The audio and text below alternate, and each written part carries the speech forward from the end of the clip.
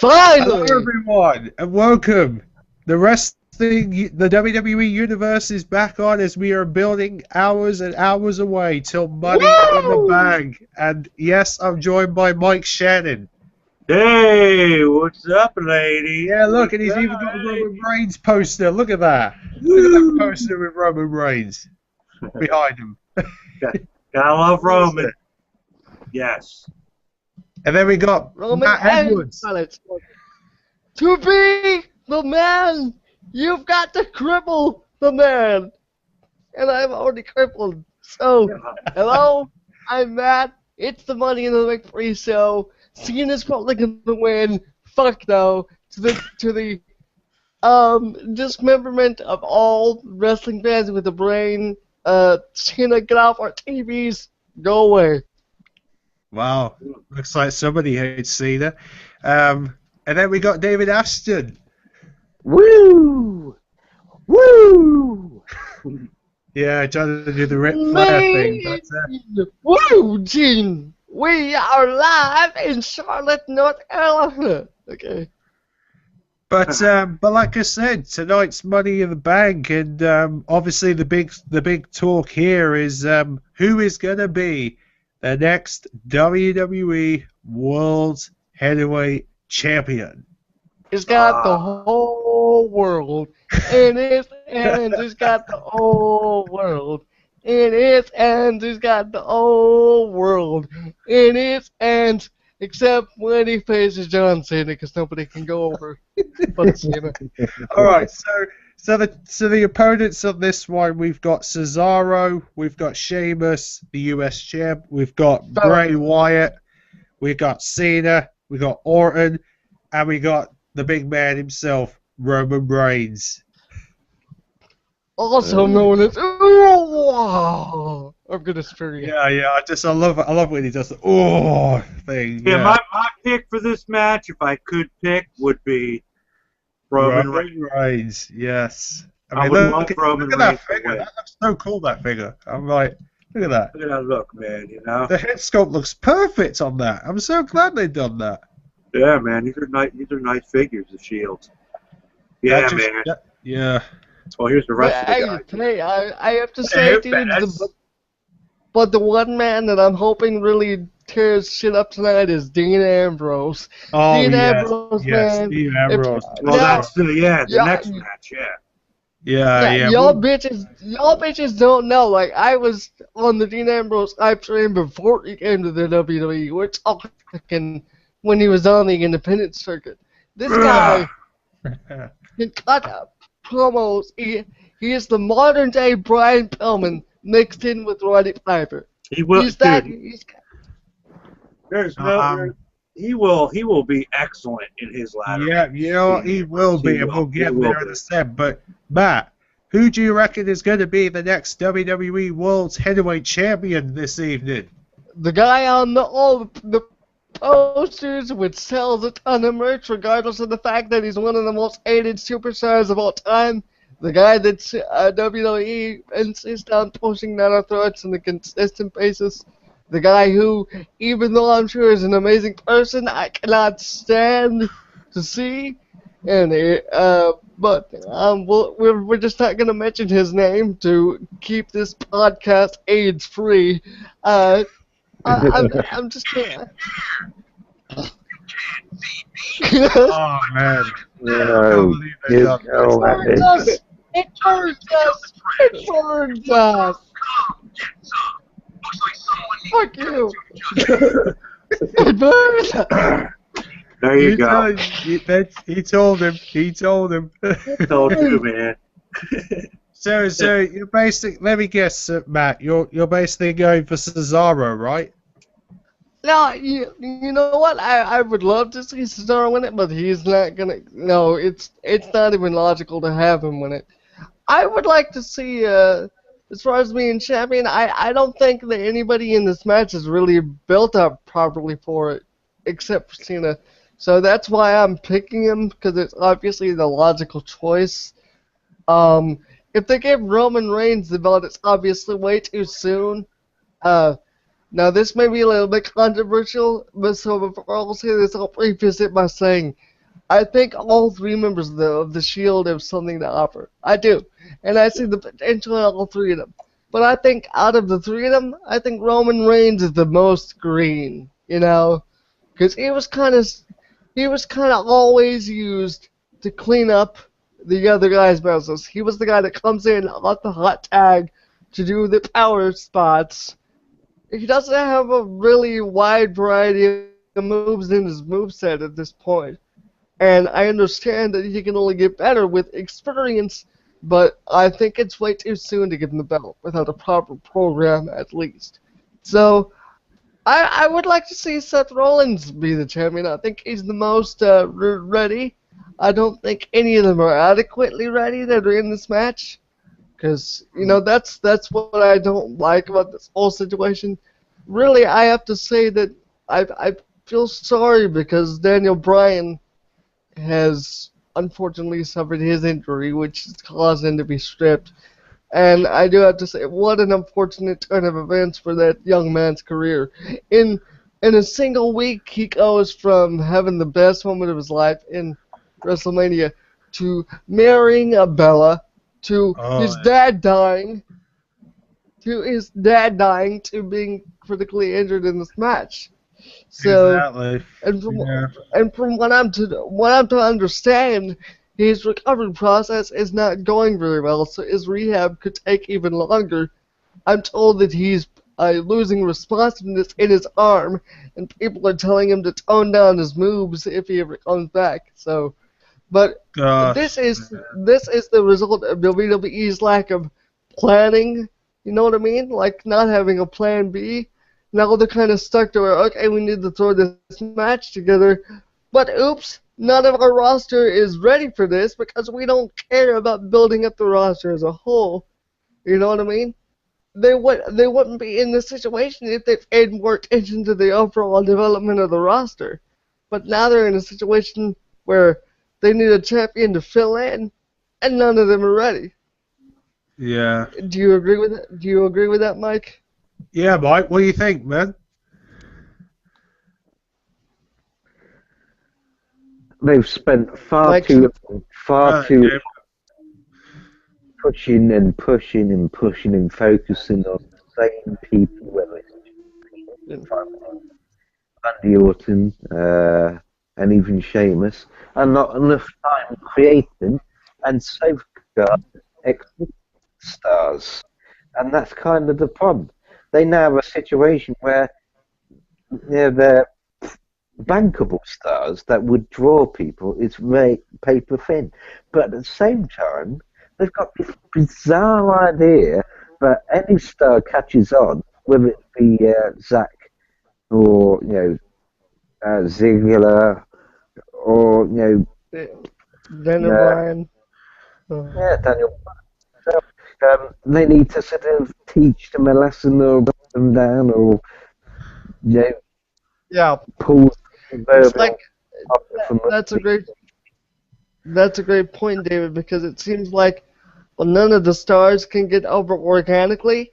If some of the stars get over in the way that WWE doesn't want them to, then they're like, oh, we got to get our hands on this, and we got to get our thumbprints on this. Let's see how far we can take this. But they always manage to somehow screw it up because you try to control something that's organic and it doesn't feel right. If something's organic, you should just let them ride the wave and see how far it can go instead of trying to tamper with it and modify it. You know what I mean? So I do agree with you on that. Ambrose and Reigns have the potential to be big, really big, and from what I've seen in her, yes, the Shield were pushed the Shield had been pushed in a way which other factions recently haven't been pushed.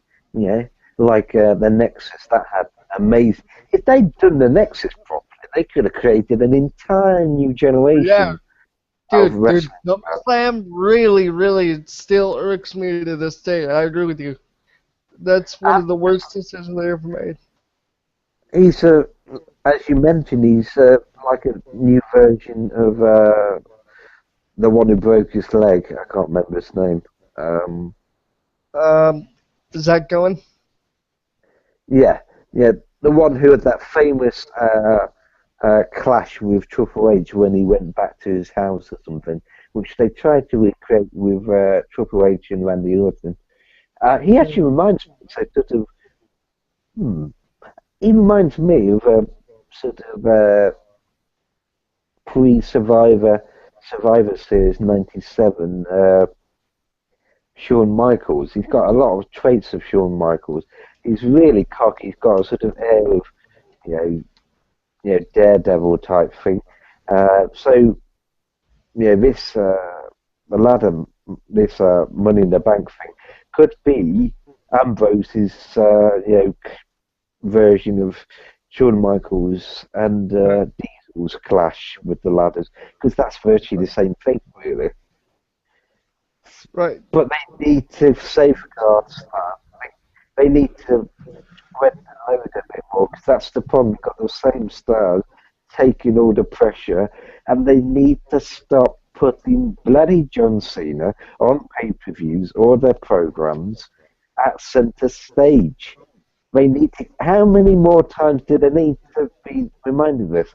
They've, WWE Network has failed to deliver on Vince McMahon's pledge that they'd hit a certain target of buys. And I mean, I do have to say though, the WWE Network as a whole is brilliant. I mean, for the price range, it is actually worth getting.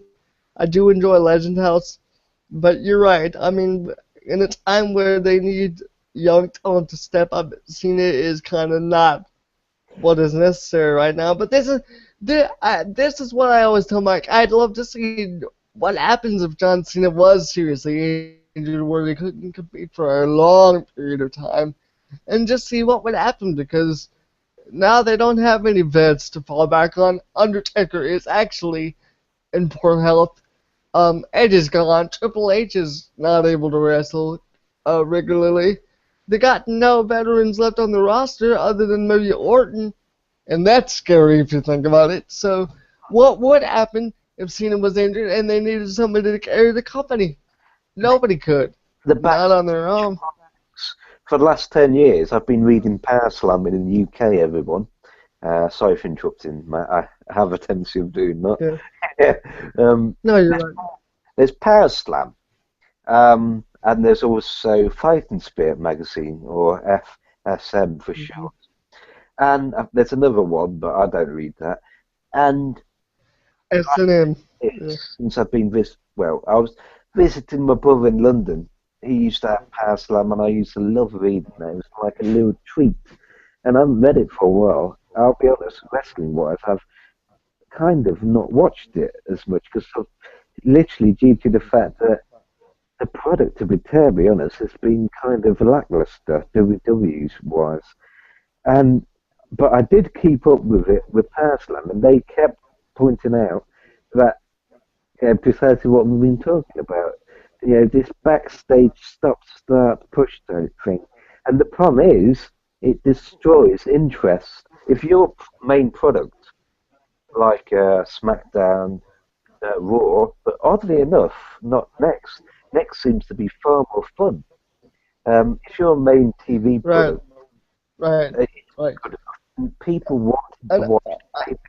And I don't know if you're aware of this, David, but it was just recently announced that Japanese wrestling superstar Kenta has been signed to the WWE. It's really a big deal. I heard about that. So that's going to be really interesting to see what they're going to do with him. That's very important. But you're right. I mean, the thing is, I believe that the WWE is in good hands with Triple H. I think Triple H knows talent because he himself was a wrestler. What I've been reading, David, is the problem is that lately there have been clashes between Triple H's vision and Vince's vision. Because apparently Triple H wants things run one way, and Vince doesn't agree with him. So there's been a lot of rewrites, and apparently he's even been telling Talon that he's frustrated as well. So. And we've got Mike Shannon back. Lost my connection. Sorry. Yeah, don't worry, but I guess you agree. Is this going to be a problem? Why'd you lose it, Mike? Don't tell me you're having connection problems again.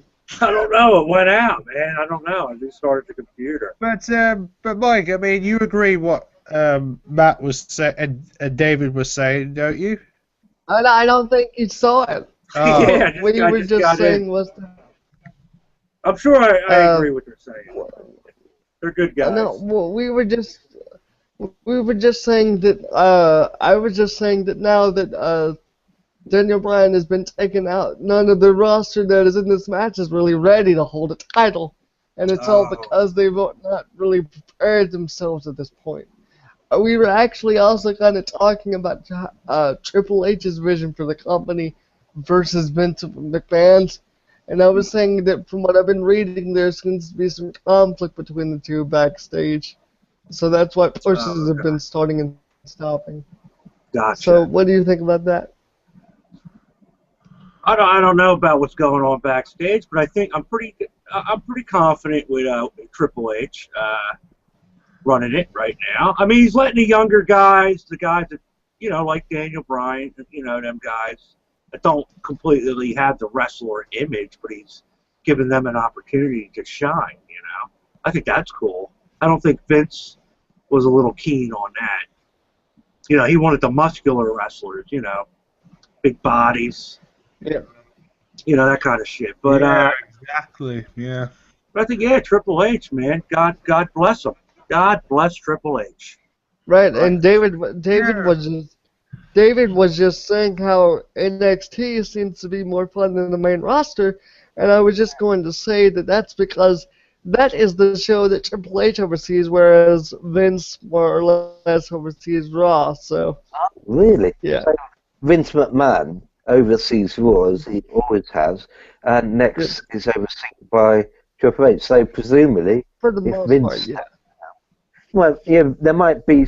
I don't think Vince McMahon will worry about the WWE Network fiasco, because that cost him $300 million. Because as the story goes, he promised to a journalist or investor that they would definitely be able to reach a certain amount of buyers, so, and that didn't happen.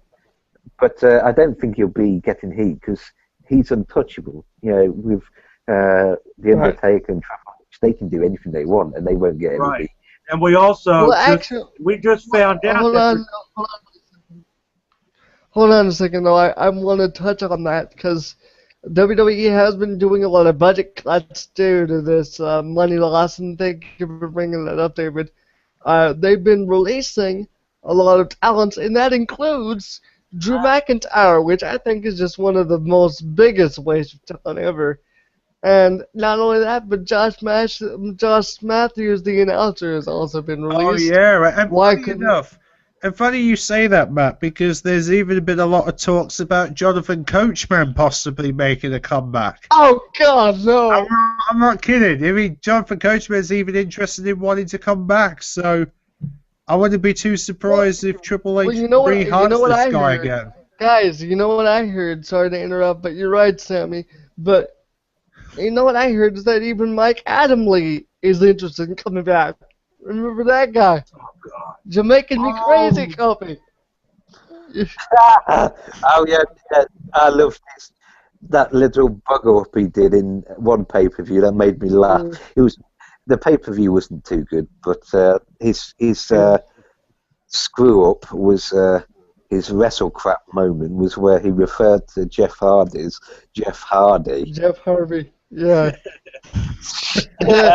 Wow. Sammy, did you tell everybody? Oh yeah. What was you saying, Mike? Tell everybody what you found out about the WWE Network. Where's it coming? Oh yeah. There was a bit of interesting news I announced on the other show, the previous episode of the WWE Universe, that the plans are for the UK people that WWE Network is planning to launch in the UK in the build-up to SummerSlam 2014. So by the time SummerSlam arrives, But just UK don't buy. fans will be able to watch WWE Network. There you go. That's the plan right now. I think Sky has an extension though to about 2016 or 2019. Yeah, I mean, either way, if who knows, maybe Sky will have like a little system or something for WWE. But either way, WWE Network will become available for like PS4s, Xbox Ones, and all those consoles by the time SummerSlam arrives. There you go, man. That'll be a good pickup for you guys. And in fact, if there's any wrestling fans who want to talk about the WWE Network, then, comment down below, because we want to try and get some new wrestling fans interested, because, there must be some wrestling fans who watch. And really, I was just telling David that, Mike, you can attest to this. The WWE Network, it really is worth buying, isn't it? It is 100% worth. I don't know what the price will be in the UK, but for what we pay here, which is about $10 a month, it's not too bad, man. Plus, you're getting the pay-per-views each month, all in HD. So far, there has not been any mess-ups or anything, dude. The shows play flawlessly. You got the library of the WCW, ECW, WWE, and like the old WWF stuff, man. It's got a big library of all the pay-per-views and even like some shows from back in the 70s and stuff, man. So it's really cool stuff. And original shows, yeah, right. Original shows like the Legends House, which is really a cool show if you haven't seen it. Yeah, I mean that is really funny, that Legends House show, isn't it? It is. They got like rivalries on there. You kind of get to see a little bit more behind the scenes stuff in regards to the legends and how they live their lives. Roddy Piper with his crazy sleeping rituals. Yeah, it's a cool show. I hope they do it again. Exactly. I mean, I'm really looking forward to having WWE Network by SummerSlam. I should probably mention, they're gonna do the filming for the brand new Tough Enough. There you go. Tough Enough's back. All right, I love hearing that.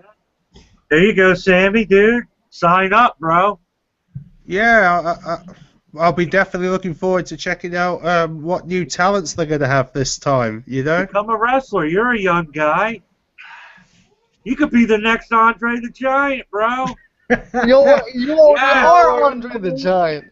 You're a tall guy, man. You'd be a good giant, man. I doubt I'll be like the next Andre the Giant. That would be ridiculous. That would be just for me to be the next Andre the Giant. That would be like big challenge. How tall are you?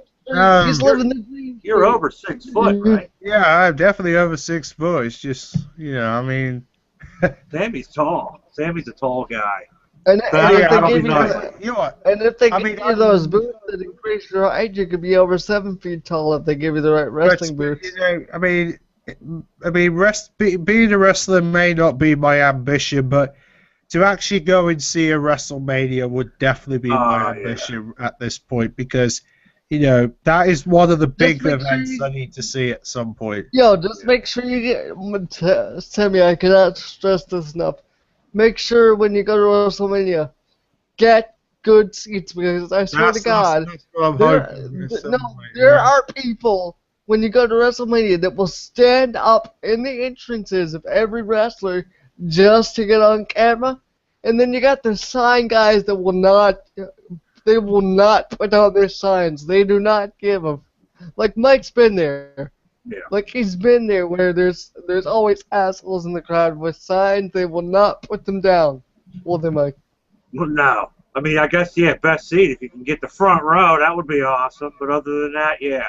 Yeah, that's what I'm hoping to achieve in a few years from now. I mean, and, that would be fantastic. I mean, I even seen a YouTube channel. I'm trying to remember the guy's name, but there was a YouTuber who actually has been to like WrestleMania 28, 29, and WrestleMania 30.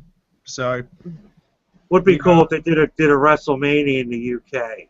Yeah, that's what I'm hoping. That's what I'm hoping. The WrestleMania in the UK will certainly start me off, which would be brilliant.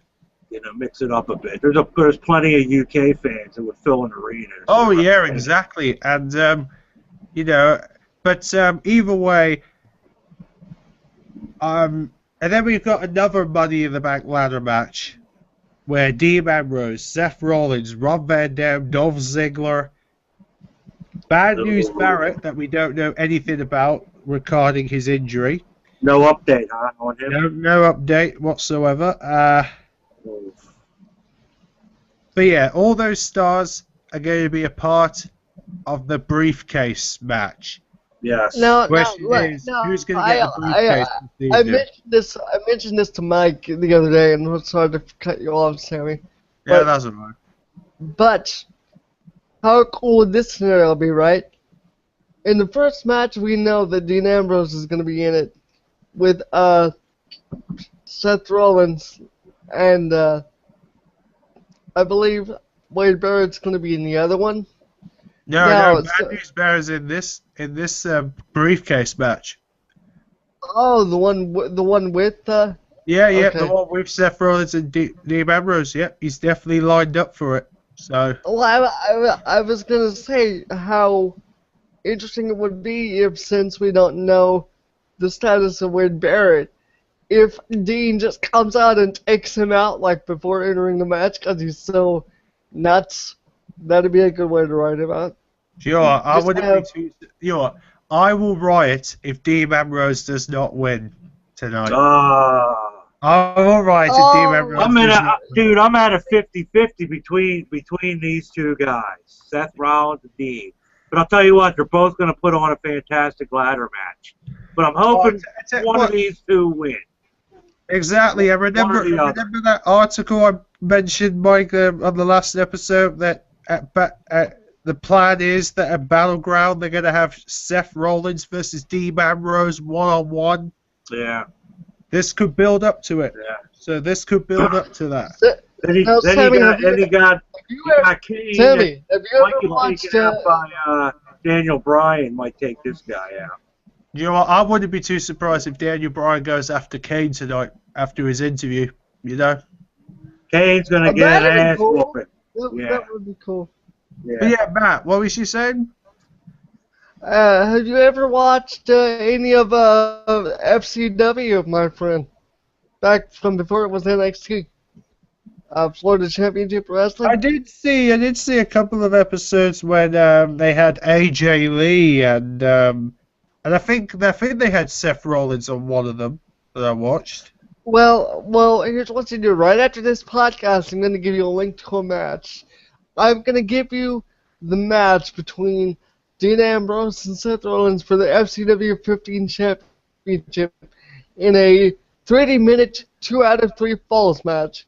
It is one of the best matches you will ever see in a WWE ring.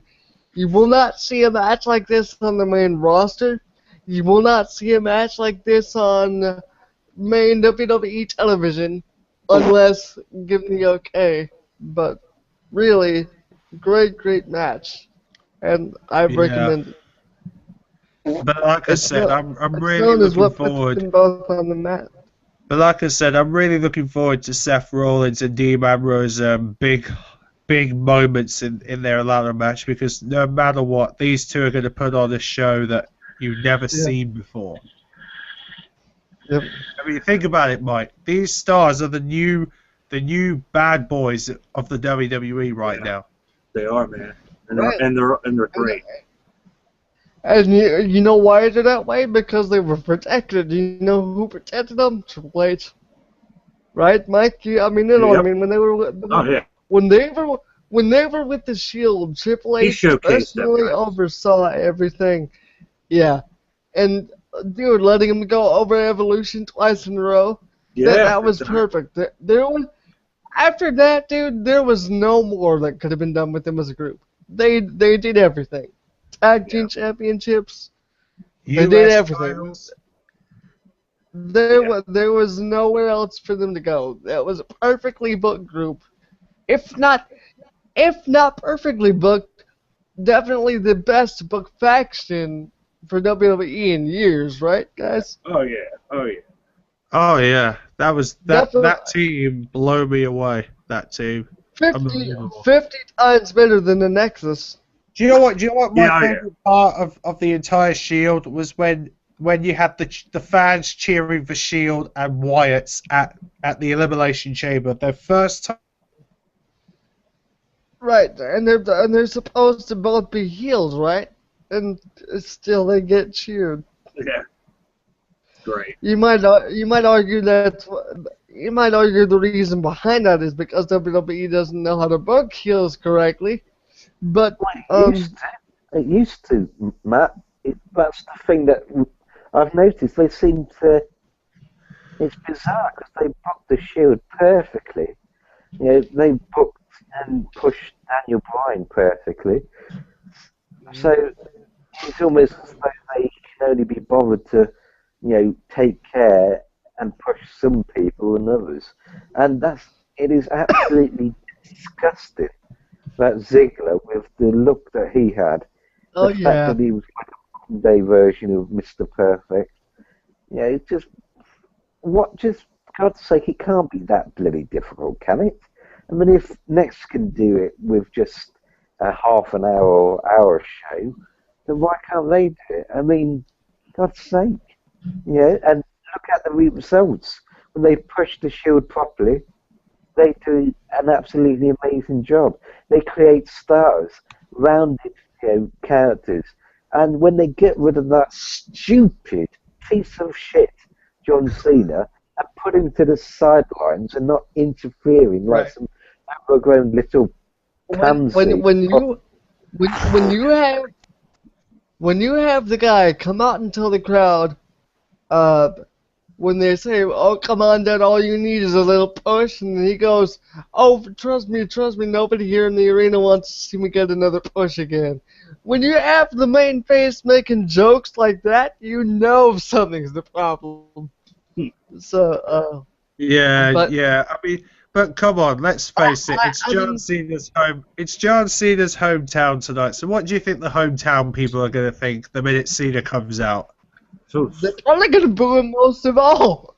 Well, yeah, well, 50-50. I tell you what, though, Matt, you're going to get those chants where you're going to get people say, "Let's go, Cena. Cena sucks." Chants. That's what you're going to get. Yeah, and you know what The the announcers, classic you know what chants. the announcers are gonna say? You know what they're gonna say? Oh, he's polarizing. Bullshit! You've just got the kiddies by the non-dropped balls, and they just buy the merchandise. They don't know what they're cheering. There's two types of John Cena fans. There are those that boo him, and those that are too young yet and will boo him in the future. Yeah, yeah. Except for the handicap kids that he's visiting and stuff, they're the ones that are really. Exactly, and more importantly, the fact that John Cena and makes more. They Yeah, well, point let's that face it. too. Yeah, well, the fact that John Cena makes wishes to kids, this is the reason why some people love him, because of the fact that he makes wishes to kids, right? Right, but anybody could do that, right? So, like, you're saying that Sheamus or Ziggler wouldn't grant those wishes? Matt's just upset. You know what I mean? Matt didn't get his wish to meet John Cena. They didn't grant it. My wish is so I could meet John Cena, just so I could cut a promo on his ass. I'd love to do that. I wouldn't be too surprised if Bray Wyatt whacks him with the ladder on his face. Yes, that awesome. would be a great moment. That would be to watch Bray Wyatt just whack a ladder right to his face and see if his face bleeds. I want to see some blood. I do want to see some blood tonight. I hope we get some. Oh yeah, that would be classic. That would be. Bray Wyatt is another interesting thing. Like, I love Bray Wyatt so much, but it seems like they put him on such a short leash with what they allow him to do. But when they let him be himself, it can just be like the modern day Undertaker with all the creepy shit that he does. Seriously. Yeah. You know what? And then they try to say that just because people like him, that, oh, it's bad, it's a bad brainwashing move. No, they're not being brainwashed. They just generally like the fact that somebody's actually entertaining and knows more than 3 moves in his moveset.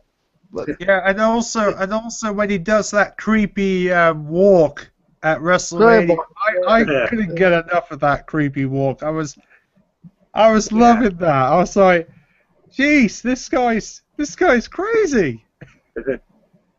He is. Man. He's awesome. I mean, and then you got these buddies, Luke Harper and Eric Rowan, that are, in fact, right, the night after WrestleMania, Luke Harper and Eric Rowan were getting cheers the night after WrestleMania. It was bloody excellent. Yeah, because that's the one crowd of the year that is actually full of legitimate wrestling fans that know what they're seeing. And yet the announcers once again try to say, oh, the night after WrestleMania is always Bizarro World. Yeah, it's Bizarro World because half the other time all your audience is brainwashed. Yeah, pretty much, yeah. I hate you, WWE marketing. Like, they always try to spin everything into making it seem like it's not WWE's fault. They get booed. Wow. Oh, well, Cena's just polarizing, you know. It's not Cena's fault. It just doesn't appeal to everybody. I just don't want him to bloody win at all. I know. I could sit down and write a week's worth of shows that would be better than anything WWE will do in years. And I think back to great bookers. I think back to great bookers like Paul Heyman, who, if there was a weakness, they didn't exploit it. They hit it. They exploit the positives, not the negatives. You don't see that in WWE booking anymore. If somebody sucks in the ring, you have them cut promos. Why? Give them a manager instead.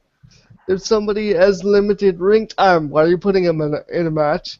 If somebody can't work very well, why are you putting them in a match? You know what I mean? It's stupid. I thought it was a little bit odd that they were going on about how they were having Bray Wyatt go on about how the fans had turned on John Cena, and every time they said that, no, they haven't. They did that years ago. You know. As for the brainwashing bit, that's what they've been doing with John Cena. They've been, the Cuckoo Lad. They had some describe Cena as, the most controversial. It's not controversial. It's quite simple. He comes into a bloody arena. Most of the crowd boo him. Most of the crowd don't want to see him. And they don't want to see him constantly. The budget and merchandise people and the people, counting on the money at the end of the week from the merchandise sale. Right. But, Dude, hold on. I like the fact that they say that the main thing that's keeping Cena from turning heel is merchandise sales, but yet at the same time they've got merchandise for the fact that he sucks. So like you've got Cena sucks merchandise, right? You've got the Cena sucks T-shirt. So it's like, what excuse do they have? It's like they could turn him heel and make money off of anti-Cena merchandise. Right. All right then, people. What do you reckon of Alberto Del Rio? Do you reckon Alberto Del Rio should get back in the title hunt after he was champion back last year when he headlined WrestleMania and all that? I think Del Rio needs to get some freaking microphone time so he can build a goddamn character. That's what I think. Yeah, that's true.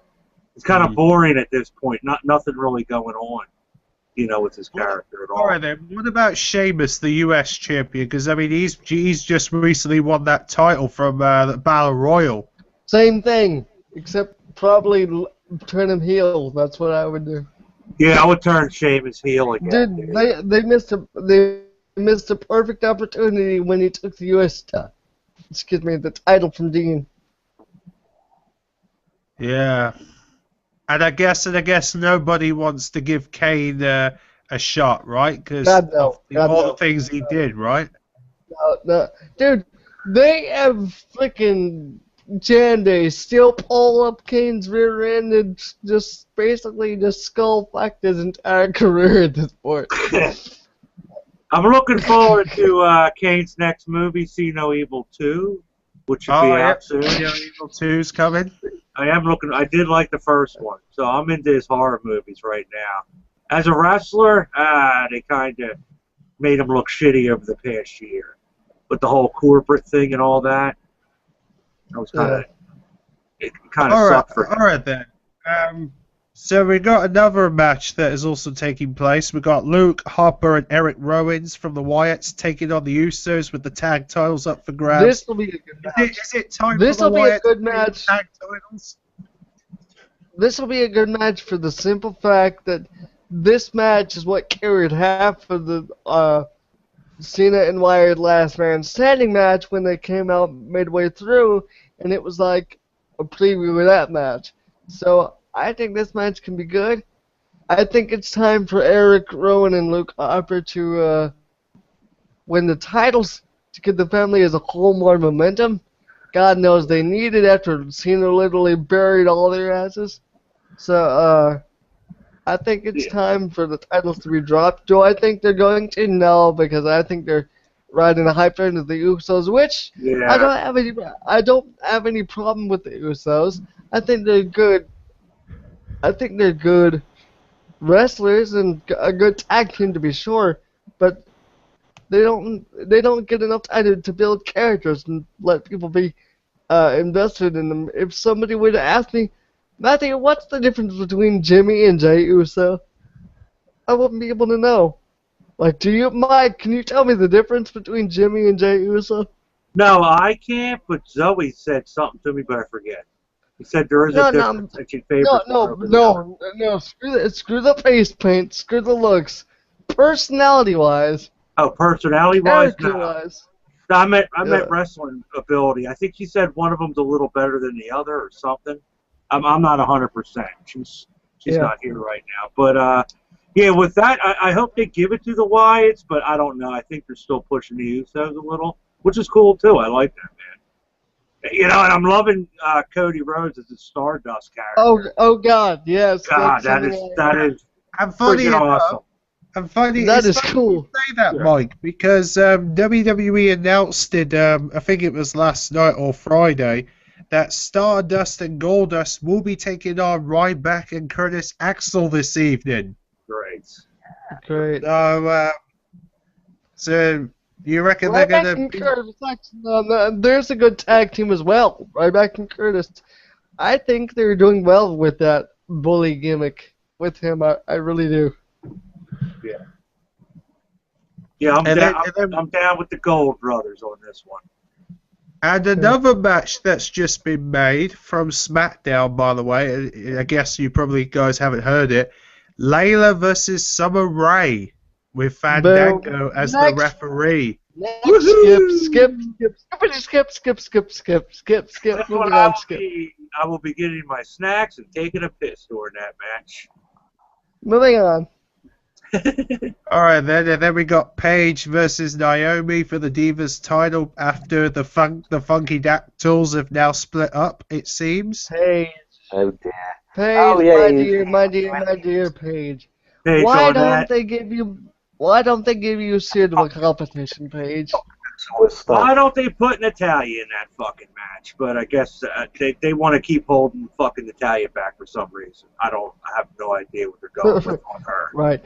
That's and you know, and it bears repeating. I don't know if y'all saw NXT Takeover, but damn, that Divas match. Oh yeah. That was the first Divas match in a long while that had me thinking, damn, like that was a really good women's competition. Like, why can't we get anything like that in the main roster? Why? Because they want to. I don't know. I have no idea, dude. They got to put. They got to put Flair's daughter on their main roster and tell you some shit. That match was freaking amazing. Amazing that match was. I know. I agree. I 100% agree. Well, funny enough, Matt, it's funny you say that because there are two lots of talent that are set to make their debuts by SummerSlam.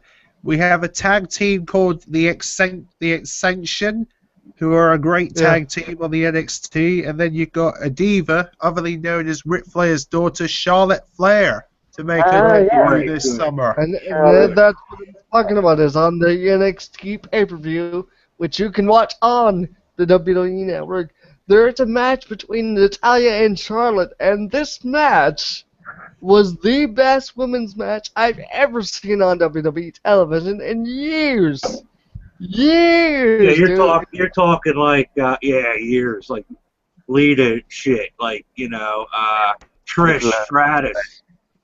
Stratus versus Lita, Molly, whatever the hell. Girls like that were wrestling, man. That were taking bumps for real. Yeah. And Natalya has that, and Flair's daughter has that too. That's what I hope. I hope they're going to push them to and sweep some of these other chicks like cheerleaders, out of the building, man.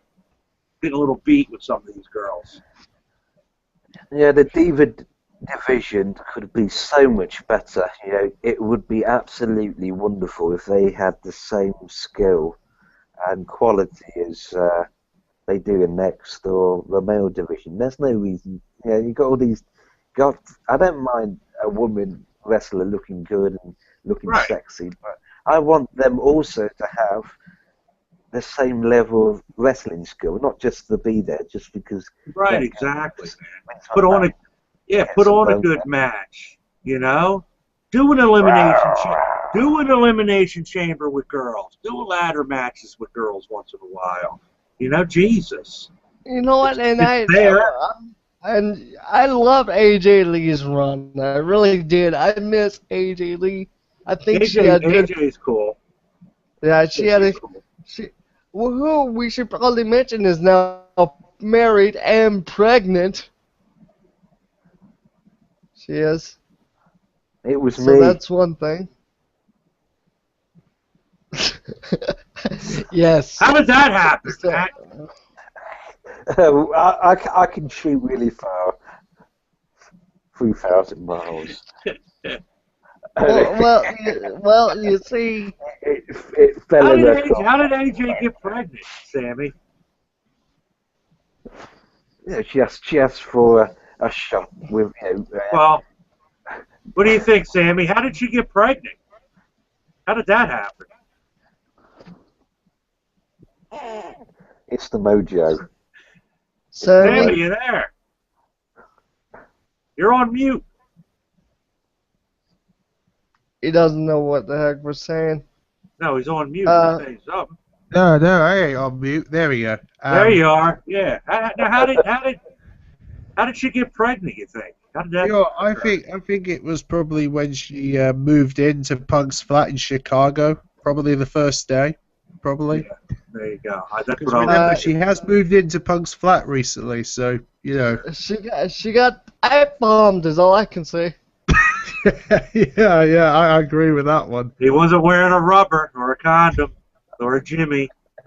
I don't know what you guys in the UK But either way, at least she was straight edge. Yeah. She got the straight edge. Yeah, she did. The pork. But either way, we want to congratulate Punk and AJ for that. I mean, they're going to be great together. They are. I mean, great future. Let's hope Punk returns. That's what I'm hoping. He will eventually. No, he's not.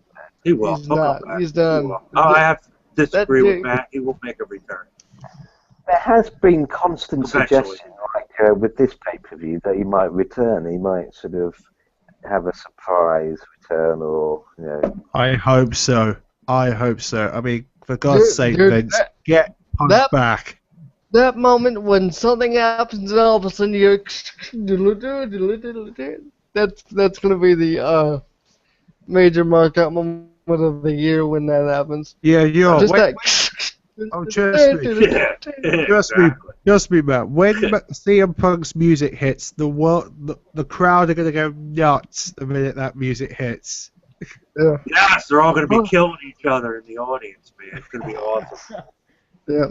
Oh, wait Wait till I know why you said that too, because it sounded more like the Benoit theme. Hey. Do you know what, Matt? I can actually see. Who I can enters actually. when it's entrance. Benoit killed his family. Dude. Moving on. True story. But like I was saying, Mike, I can actually see CM Punk making his entrance when Paul Heyman's in the building, and Paul Heyman with his shock face on the minute My CM Punk client- comes down. That would be brilliant. Yeah. My No, client, that would- Brock, Perfect. my client, Brock Lesnar, conquered the Undertaker's undefeated streak at Wrestle. Yeah, that's gonna sound very cool. Yeah, That would be that cool. would be brilliant. That would be a classic. That would be. That'd be the way to do it, man. That would be CM Punk versus Brock Lesnar 2. That would be if that happened. Yeah. But we also got Big E versus Alexander Ruche.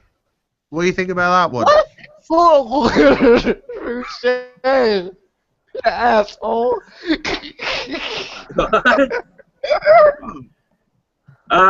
With that one, I'll give it to Rusev, man, on that one. I'll give Rusev that one. Big What is Big that? guy Is it from Rene Russia. Dupree back now?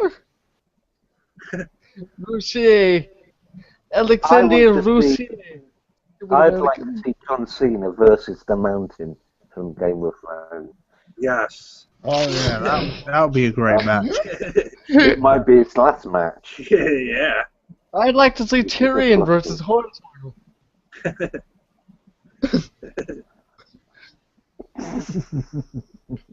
Yes. Where are But the yeah, matches? I mean, all What's these the main matches event? look- What's the main event match? So what do we got Um, next, Devin? I personally think the main event's going to be for the WWE World's Heavyweight title, if anything. All I think it is too. right. Okay.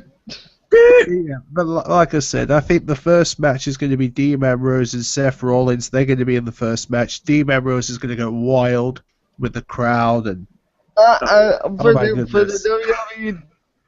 WWE title match, I'm picking Jake Roberts to win. oh, do you know what? If Jake Jake Roberts made his Roberts. comeback, Whew. that was a. I remember your day, Mike, when you were shocked when Jake the Snake Roberts showed up beginning of this Oh, year. I know. Yeah, Yes. I still got that video. Right. Good stuff, man. Oh, Good that was stuff. a brilliant face reaction. That was. Love Jake. And again, Whoa, what's this? rest in peace, Warrior. Again, guys. Let's not forget. Yeah. Oh yeah, Ultimate Warrior. lost. You know, I actually remember, right? I actually remember when I heard on the radio. Hey. They said on the radio in the UK. I bet you wrestling fans will remember this theme tune, as the Ultimate Warrior had passed away due to Yeah. health issues, and I just remember like watching the Monday Night Raw when he appeared, like the night before he died, Yeah. and that was scary. That creeped me the hell out, man. Yeah, I was like, wait a minute, Yeah. I thought he was okay. I just saw him on Raw. How the hell did he die? Just like that? And I'm like, what? I don't know. Yeah, I don't know if you guys had a chance to check this DVD out yet, though. Joe, I need to Wow. buy Oh, that. yeah. I need to buy that. This is 'cause I- really a I good- loved his. That's has been a lot- described as one of the best WWE DVDs. Yeah, it has a lot of great matches Wow. on these 3 discs. Really psychedelic looking discs. See. Wow. But yeah, it's totally I feel worth like the buy. I feel like I'm tripping balls just looking at it. Well, I bought this the day after he died. I went out and I got this and I watched it all day. I watched everything on here. So it's him interviewed, talking about some of his matches. Sure, Because- I'm going to be honest. I'm going to be honest with you, but my favorite Ultimate Warrior match was when he took on Hulk Hogan at WrestleMania 6, if I'm right, WrestleMania 6. That match was. Yep, it's on here. Yeah, that's Oh one of my the God, matches that on was, here, that was bro. incredible. So you're gonna get your The match was pick savage. this one up, Sammy. I will. He- Oh yeah, Do, I'm gonna do, pick a, that do up. a review. He was the only dude to do the right thing and no sell Triple H's ass when it came to pedigree. It was because of him. Because of that no sale, he decided to bury anybody he was threatened by, you could, in theory, suggest. Yeah. Yeah. But like I was saying, the Ultimate Warriors match with Randy Savage, that was another magical moment right there, because if it wasn't for the Ultimate Warrior, Randy Savage wouldn't be getting back together with Miss Elizabeth. So it was the Ultimate Warrior who basically helped the relationship for those two. Sammy, Yeah, son, you know this is That's on scripted, here right? too. Yeah. What? What? What you were saying? You know this is scripted, right, Sammy? Yeah, of course I know, but I love that magical moment that the Ultimate Warrior, brought the happiness out of Randy Savage after that match. I'm really That's grateful when, for that. Randy Savage Yeah. was with the sensational Sherry back then. Yeah, he was. That evil woman. But yeah, pick that DVD up, Sammy, and try. They got it on Blu-ray too. Yeah. You do a should review on recommend it to everyone, Mike, because everybody is probably going to be I writing their recommend, comments you down. guys pick this out. It has a lot of great matches. It's got the Ultimate Warrior Hogan from WrestleMania 6. Got Ultimate Warrior versus Andre from SummerSlam 89. Then you got the Rick Rude match. You got the Macho Man or Macho King at that time match. And plus a lot of great insights on his career as he does interviews in between the matches, recent interviews, from last year. So a lot of good stuff on this set. The good thing about the Ultimate Warrior dude was he was able to come back into the company on good terms. Unlike Randy Savage, which still pisses me off the fact that they still blacklist him like a motherfucker. But Yeah. You know what? He might have came back by now if he didn't pass away. Yeah, they might have did it by now. Away. They might have. Yeah. But the fact they're both featured in WWE All Stars as characters. yeah, Randy and he the actually Warrior, did get to it's come a sign over that that's game. Right, was exactly. feeling over. Right, and you can find Macho Man in the new wrestling games too. So I mean, they keep them going, so that's cool. Oh yeah, exactly. But I do encourage people to write their comments about their memories of the Ultimate Warrior, Randy Savage, and to share their memories of watching them or even meeting them and etc. Because they've toured the UK as well, so it'd be nice to hear some of your memories of these stars and etc. So yeah. Well, has Sammy Carter ever met any wrestlers? well, not like face to face, no. On the phone? Well, I actually, when I went, basically from like Rebellion 2002 and seeing like Lesnar there, Cena when he was at the beginning of his time, and Back when he didn't have AIDS. Resident D'Lo, who's AKA D'Lo Brown. D'Lo Brown, yeah. Yeah. I think I went to Insurrection in Rebellion, and that was 2003 or something like that. Oh, And you they were in the same UK. building with Sammy. Yeah, that was at one a of. year later. Later. Insurrection was a UK only pay-per-view for box office, so it was only you could only see if you were a UK viewer or something like that. I think. Yeah. Wow. Yeah, I kind of miss the UK shows. I mean, I hope they do a UK pay-per-view again. They should. They definitely should. They miss out by not doing that because there's just as many UK fans. Anytime we see a Raw over in the UK, I mean, that building is packed. Packed. And the UK has just as rowdy fans as some of the states over here, man. Because they're excited to get the show once in a while. Especially when you have different states, or Philadelphia, you got Pittsburgh, you got some crazy fans in certain states, New York. And not only that, but they actually know what they're seeing on like the brainwashed children of the U.S. Well, yeah, but I agree. They should push it more in the UK and have at least have a pay-per-view once a year. They go over there once a year at least. Why not just have a big pay-per-view and a Monday Night Raw following? Somewhere maybe London or even Scotland. Do one in Wales. Mix it up a bit. Maybe eventually. I don't know, but I'm for it. If they, and a WrestleMania in the UK, dude, that would be huge as hell. That would probably be one of the biggest WrestleManias because everybody's going to want to go there because that might only happen once in a lifetime. A big WrestleMania in the UK. That's going to get like people in the States to even want to go. You're going to have people traveling, across the country just to, experience this one WrestleMania. Say they do it in London or like a big city over there, The UK is one of its best, most loyal overseas territories in terms of pay-per-views, and they do well from when they like you say do tour with their Raw and SmackDown type thing. So why not go the whole hog? Why not? Yeah. Why not do a bunch of pay-per-views which are like one-off, in Mexico and stuff? That'd be fascinating. Right. But this is the problem with WWE, unfortunately, is they do have a tendency to be a bit wary of taking risks these days. But I think it would be a success. I think, from my experience, it would be a huge bonanza. It would be. It would. Yeah. Like I no said, laundering, though. They announced like WrestleMania 33 is going to be in London. That thing will be huge, man. I hope they announce a London venue, and I'll certainly buy like VIP tickets, go to fan access, etc. if they do it. So,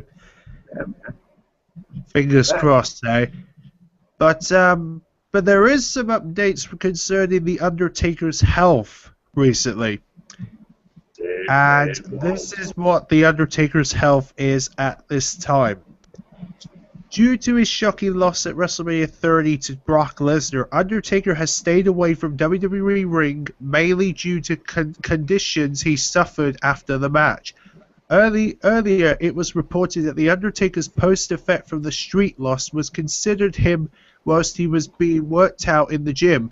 He revealed that he isn't fit enough yet to be competing for WrestleMania 31. PW Insider has reported that The Undertaker is still in a rough shape and really banged up from suffering the conditions. Undertaker's status for next year is still up in the air, and there will be no confirmation on it, and when he will return until later this year. But it has been longly rumored that the Phenom will return to face Sting, who is being persuaded by WWE representatives. Supposedly, Sting has also stated that he will only sign for the WWE to face The Undertaker at WrestleMania 31. We do hope that match takes place, but it will only be fitting farewell for Undertaker if he does decide to retire after WrestleMania 31. So what do you think about that? Undertaker, Sting, I think real quick, I think The Undertaker here, who's always been one of my favorite characters, ever since I was a kid. Damn, if he's going to go out, he's going to have to go out with a bang. And it would be something like Sting, a match. Because, we always talked about it, Sting versus Taker. The streak thing doesn't matter anymore because it's done. So there's no hype in, the Undertaker streak again. Because it's done. So they would have to hype it with him going against somebody he never went against before. And I'd say Sting, I wouldn't be against it, and that's a match I'd like to see. That's just my opinion. To say who would win, I don't know. I think the Sting's in a little better shape than Undertaker. What about you, Matt? What do you think about that possibility of Undertaker versus Sting for WrestleMania 31? I think this match is 5 years too late, and Anybody that wants to see that now might as well see Hogan versus Flair. Because, That's what I'm saying. That's what I'm saying. If he's gonna, yeah, it would have to be somebody like that. To put Undertaker against a young guy, that would just look stupid. I'm just saying, if he wants to go out, the streak thing's done. Might as well just let him go out with Sting, whatever. It'd be an interesting enough match to see. But yeah, we do wish this happened maybe even 10 years ago, where they really could have had a really, really super good match. But yeah, A little bit too late, really, Yeah. from both points of view, I suppose. Plus, the incentive isn't there. His health has gone, the Undertaker. He's basically completely broken down in many respects. And the same with Sting, really. Both, financially as well as physical. I mean, I'd let him go out with something big like that, even if they wanted to do Hogan versus Taker at WrestleMania. At least it's interesting enough to grab your attention. Like, all right, well, these guys are old as fuck, but, it's Taker versus Hogan. Let's check it out. You know what I mean? It's not just Brock Lesnar just manhandling Taker and then winning and making us all cry for like 2 days. You know what I mean? It'll just be, it'll just be for show. Having Taker's 20-minute entrance, Hogan's minute entrance, that'll be interesting enough to see. Maybe they have a 5-minute match or so. I don't expect it to be long. I wouldn't expect it to look good. But, if he's going to go out, then he can take off the hat at the end or whatever, hug Hogan, give him a kiss, and say, I'm retiring. Thanks for everything, WWE. Do his little retirement on something, something like that, maybe. They could have a match like an ambulance match with Hogan and Undertaker and Sting. But instead of being an ambulance match, it could be a Zuma frame match. Should be a retirement home match. and the last man standing match. Whoever wins gets to whoever gets to the Zimmer frame first gets to the arena. Yeah. But I do wish they bring back a buried alive match. And it doesn't have to be Taker. I mean, they've done other buried alive matches with other people. How about a Barry White match? Barry White. Bit like buried White match. Yeah. The buried alive match would be like a cool match for like Seth Rollins and Dean Ambrose. That'd be interesting. But we got to get hardcore back. I'm kind of not digging on the. You know what? That ruins a lot for me. Do you know what? I wouldn't be too I know I rag on TNA a lot, and I was silent, but I'm just reading these latest Impact spoilers. Looks like the shows that they're doing in New York have been pretty good. The spoilers for Destination X look good, match-wise. Although they're still doing the stuff with Bully Ray and Dixie Carter. Right. But I think they brought back the 6-sided ring, so that's. I mean, we'll see where it goes. It looks like they're trying to go through another reboot stage yet again. We'll see where it goes, but TNA is in dire straits right now, so they need a good few string of shows like this. Exactly. Hopefully they get on a good roll. Well, they're probably gonna grab a couple of the guys that just were recently released from the WWE. It says here. Drew McIntyre did make some kind of comment about it. It says here they just introduced Ezekiel Jackson on the show. Oh, there you go. And Snitsky. So yeah. Snitsky. Yeah. It wasn't his fault. It was my fault. It wasn't my fault. Yeah. It wasn't my fault. I love that Baby killer. Really, now this is really interesting because. Well then. Now the interesting talks about Battleground at this moment. There's been a lot of interesting changes for certain matches for the next pay-per-view, as F4W's online have basically commented the following thing. There are talks backstage on holding off a Roman Reigns versus Triple H until the Night of Champions pay-per-view. The reason being is that it would help push the WWE Network renews that will ultimately expire at the end of August. If WWE goes this route, they will have Reigns versus Kane at WWE Battleground, followed by Reigns versus Randy Orton at SummerSlam. But there's also talks about a possible swoop at Money in the Bank, which would see Randy Orton win the WWE World Heavyweight Championship, leading him to him versus Cena versus Roman Reigns at Battleground. So, is that good? Is that better? No. Randy Orton does not need to win anything. Just like John Cena, they've won everything. You know, and I'm bored of seeing him with this bloody title. You know? And by the way, the 6 month commitment bullshit that you had to sign up to. Well, not UK people, because we can't get it unless we use a hack or something. Right. You had to sign up. You get $9.99 for all that wonderful stuff, which is really good value. Yeah. And they use WrestleMania as the sort of little bribe. But you had to agree to sign up for at least 6 months. But that's sort of coming to an end. So what they have to do next is keep people. They failed really as far as WWE Network. You know, I don't know. It's really good. Yeah, but if you're really a fan of the WWE, it's really nice. They have it set up really, really nice, man. You know, and like I said, they have a lot of their old stuff, and all their new stuff goes right up over there. So I'd rather see the Shield versus each other at Battleground.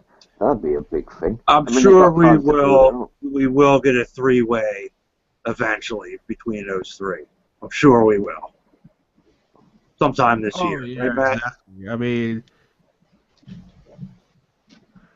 Yeah. but yeah, I mean, I think they're going to have to, like, you know, they're going to have to do this thing that if they do go ahead with either Randy Orton or John Cena, they're going to obviously plan something big for them.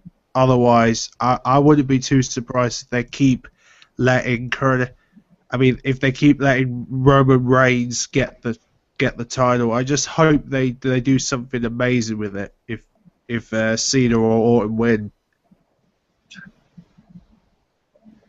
I'm hoping. What do you think? What do you think about this match? I want something different. Jesus Christ, they did another ECW reunion on this Impact thing. Another one! Can you believe it? Another goddamn ECW reunion. Wow. Oh, now this is very interesting. It seems there is a little update concerns Bad News Barrett. Mm-hmm. Despite WWE not making any official announcements regarding Bad News Barrett's Money in the Bank status, his photo has been pulled from the pay-per-view compliment on Facebook asking who will be Money in the Bank. So does that mean Bad News Barrett is out of the match? God. Who would they replace him with at this point? I don't know. That's Bo what I want to Dallas? know. Who are they going to replace him with if he's out? I'd say give it to an NXT guy. I hope they do. Actually, it'll David be very Aston. interesting to see. Me? David Aston. You're going to replace him with me? Yeah. It has to be a British guy. Yeah, it has to be a British guy for sure. I Has to be mean, a limey. In a way, yes. I think Hornswoggle. Yeah. no, I don't think Hornswoggle's going to get a shot anytime soon. No. I mean, Big balls. Yeah, balls. yeah, I mean, as much as we want to assume that he's going to get a shot, I mean, no, they're not going to do anything with Hornswoggle at this time. I mean, sorry to kill the chance, but you know.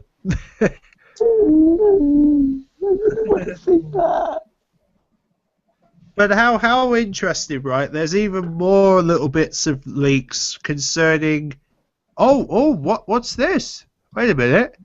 Tell us about it, Sammy. Oh, okay. Okay, now this is really interesting. Okay, I think you guys are not going to expect this to happen, but you never know. This may happen, this may not happen, but I'm going to throw it out there to see if anybody gives a reaction to this, okay? Yeah. Alright, so Get on basically, with it.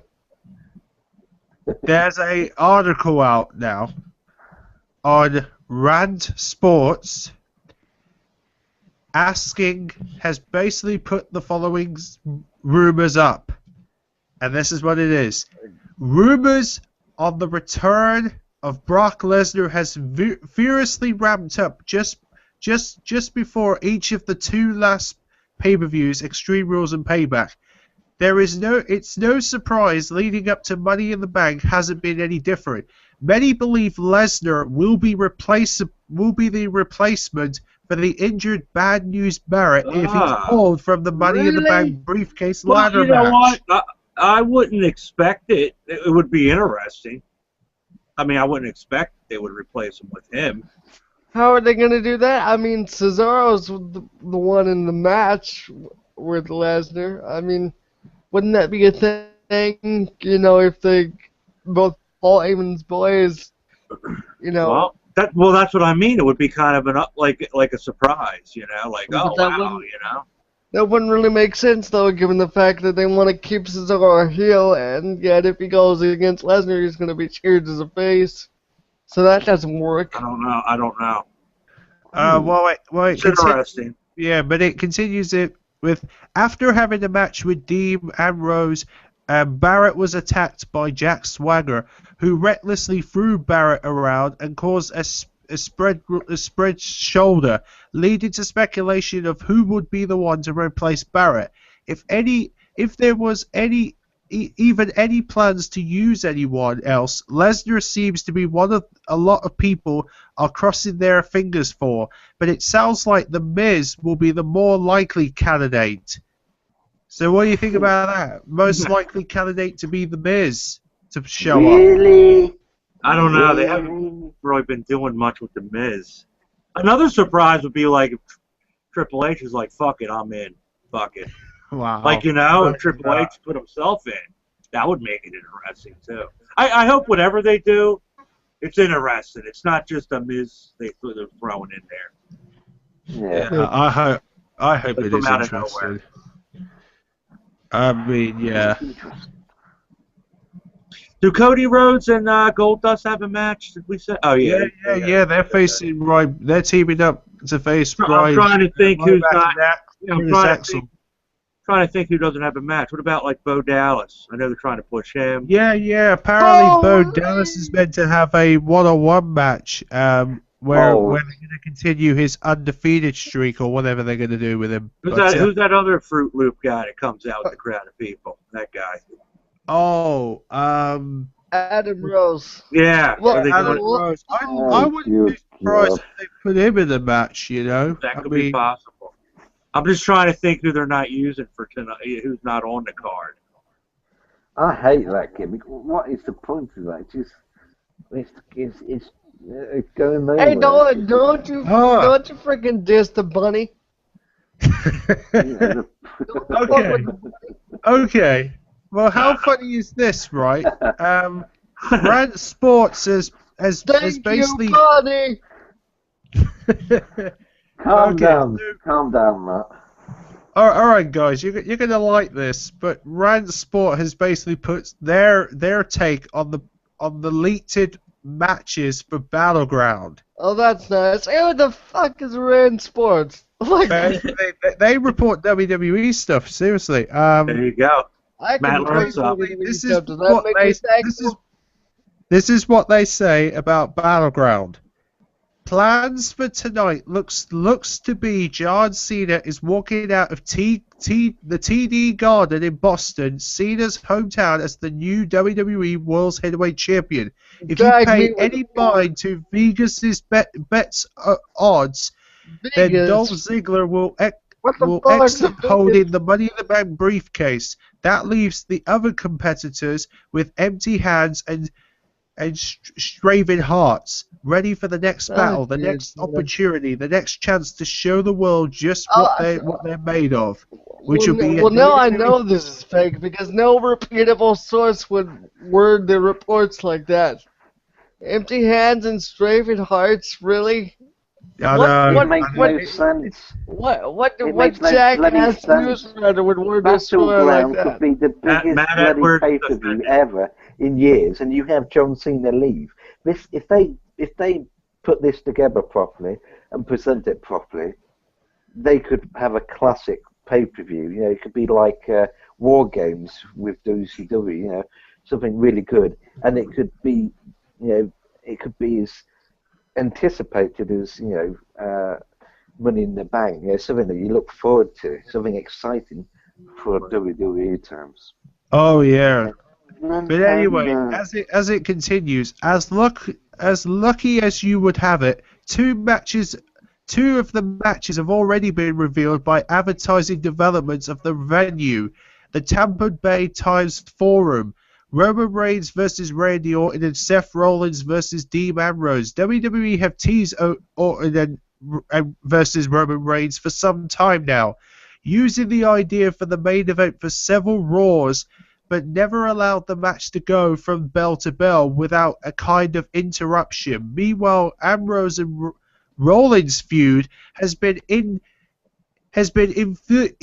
inflict since Rollins' betrayal. Having these two planned for the next pay-per-view is a good plan, even if I'm the one of the many who have pled on their knees for Reigns to leave tonight's Money in the Bank with the gold. Reigns and Orton needs to be one of the first 3 matches of Battleground, with Rollins and Ambrose match either headlining or going for the presumed match, only beating out by a championship boundary between John Cena and an instant random opponent. What the fuck does that mean? I think they're gonna probably. I think Triple H may throw in someone to face Cena or something. I don't know. I mean, I'm just waiting for the no disqualification match where a guy wins by shooting the guy in the head. yeah. But they also asked here, so what does the early advertisements mean for tonight's Money in the Bank event? If recent bookings hold true, it may not mean much beyond my hopes of the Shield's reunion not happening after all. It's certain we won't prevent WWE from moving forward with their plans, as it allows the competitors in the planned battleground matches to remain free from any construction. Looking forward to tonight's event. If there is any near guaranteed chance to see Cena win his 15th championship, now I'm excited for next month's pay-per-view, which already has 2 great matches lined up. This goofy, grinning motherfucker is about to break Ric Flair's. Let's think about that. This t-shirt wearing, jorts wearing is about to break Ric Flair's 16th-time championship record. Are you kidding me? I know, it's... Oh, give me strength. I know what you're thinking. You're probably thinking, why do they have to give this guy a chance? Well, they obviously want John Cena versus Brock Lesnar 2 for SummerSlam, don't they? Why do you have to give John Cena a bloody chance of any kind? Why can't you give him a chance to leave the bloody arena? Sure. I wouldn't be too surprised if Brock... Now, but the only problem is, though, and I think people are going to find this as a bother. If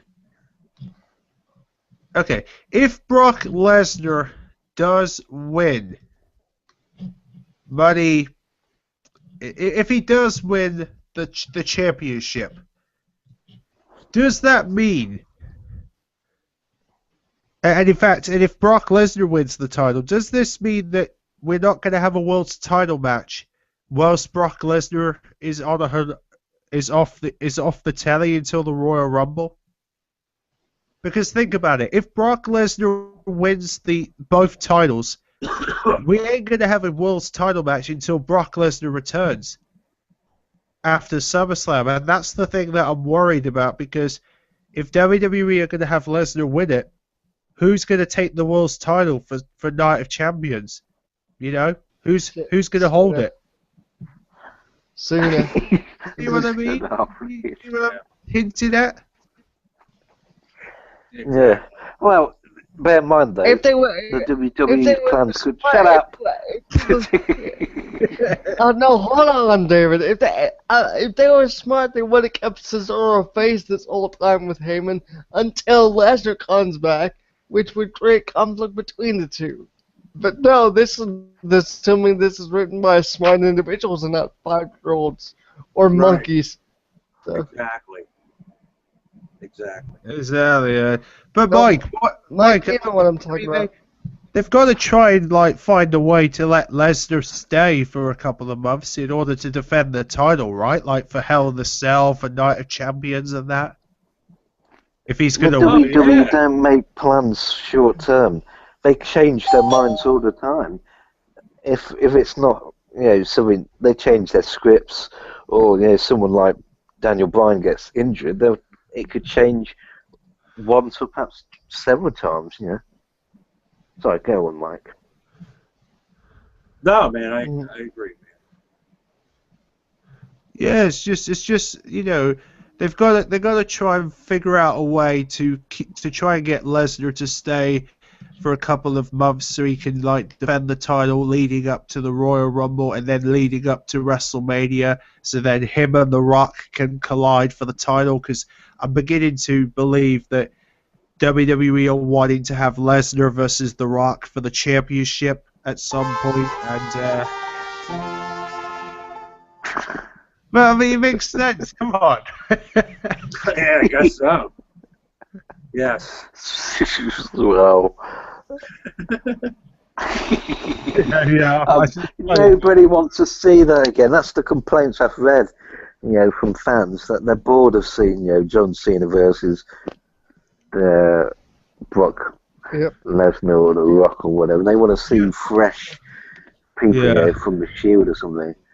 Yeah, I'm just hoping that I'm hoping the script's going to change tonight to a point where Roman Reigns is finally going to capitalize on a championship, and he's finally going to rise to stardom, where you're going to be seeing maybe you might have Jack Swagger take the briefcase, and then he may take the title from Roman Reigns, and you're going to get all this conflict for the summer, and I wouldn't be too surprised. How about if we have a cash in tonight, man? After that's what I was thinking. How cool what would that happen be? if they cashed in straight away? You know, I mean, love it. They have to bloody push the Shield and other stars, because Brock Lesnar is on a sort of short-term contract, and he costs a hell of a lot of money. And then you've got other ones who are on Legends contracts, who only appear every now and then, like The Rock. So tonight on 60 Minutes. It makes sense. They can't rely on others, because they're breaking down. Cena is how he's managed to appear as much as he has for over 10 years is beyond me. He must be on drugs, allegedly, or something. Right. Perhaps it's granting kids all those wishes or something. Maybe the kids are giving him drugs. Hey, Cena, I'm using these to live. Maybe these will help you live longer.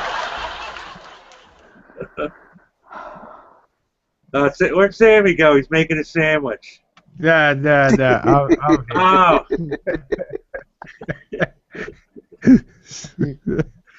Yeah, but yeah,